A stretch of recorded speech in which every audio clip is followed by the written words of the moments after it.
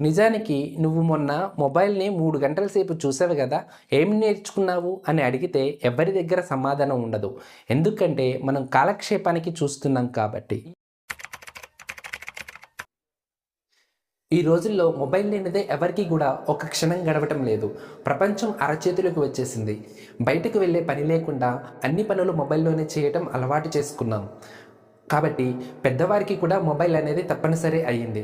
అయితే ఇది పిల్లల మీద ఎటువంటి ప్రభావం చూపిస్తుంది అనేది కూడా మనం ఆలోచించాలి. మొబైల్‌లో కనిపించే ప్రతి రంగు మన కళ్ళని ఆకర్షణకు గురిచేస్తుంది. ముఖ్యంగా పిల్లలు తెలియకుండానే ఆ రంగులకు ఆకర్షితులవుతున్నారు.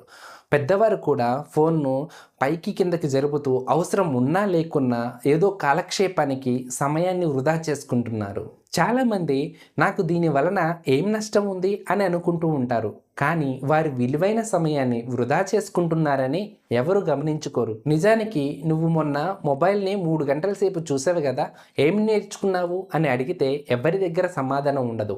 ఎందుకంటే మనం కాలక్షేపానికి చూస్తున్నాం కాబట్టి. ఈ రోజుల్లో ప్రతి ఒక్క తల్లిదండ్రుల దగ్గర నుంచి మనం వినే మాట, మా పిల్లలు మొబైల్ ఫోను వదలట్లేదండి.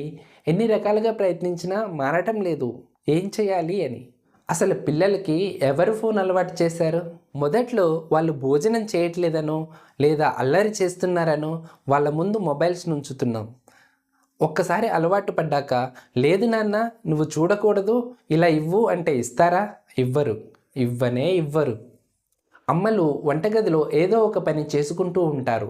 ఆ సమయంలో పిల్లలకి ఏదో ఒక పని ఇవ్వకపోతే అమ్మలను పని చేసుకోనివ్వరు.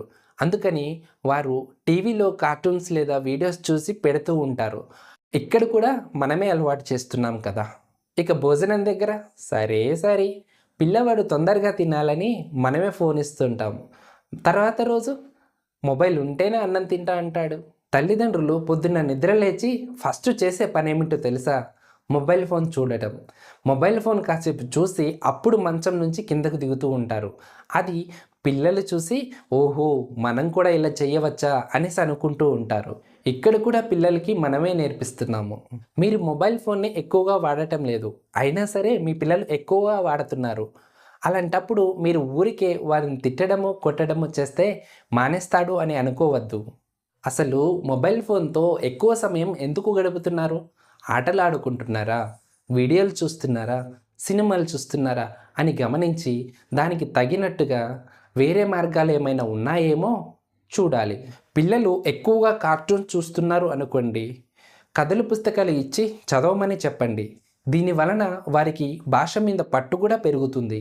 ఒకవేళ వంట వీడియోలు ఎక్కువగా చూస్తున్నారు అనుకోండి, చిన్నగా అంటే గ్యాస్ స్టవ్ అవసరం లేని పదార్థాలు ముందు చేయనివ్వండి. ఆ తర్వాత నెమ్మదిగా వారు వంట నేర్చేసుకుంటారు.